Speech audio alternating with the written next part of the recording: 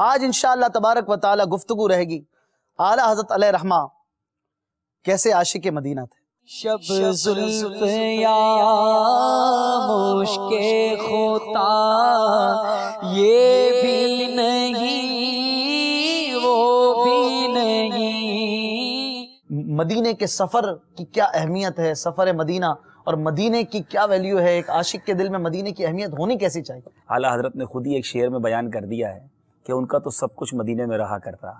کہتے ہیں جان و دل ہوش و خرد سب تو مدینے پہنچے، جان و دل ہوش و خرد سب تو مدینے پہنچے، تم نہیں چلتے رضا سارا تو سامان گیا۔ وہ عاشق مدینہ تو اپنا سب کچھ آقا کے قدموں پر قربان کر چکے، لیکن مدینہ منورہ کی تڑپ، مدینہ منورہ کی لگن یہ ہم سب کے دلوں میں ہونی چاہیے، اور یہ قرآن و حدیث سے ثابت ہے، بلکہ ہمیں تو مدینہ منورہ حاضری کا حکم قرآن مجید میں دیا گیا ہے۔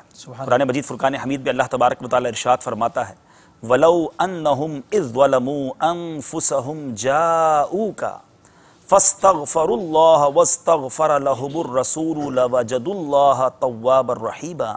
ترجمہ کنز الایمان، اور اگر یہ لوگ جس وقت کے اپنی جانوں پر ظلم کرتے ہیں آپ کے پاس آ جاتے اور خدا سے بخشش مانگتے اور رسول ان کے لیے بخشش کی دعا فرماتے تو یہ لوگ خدا کو بہت زیادہ بخشنے والا مہربان پاتے۔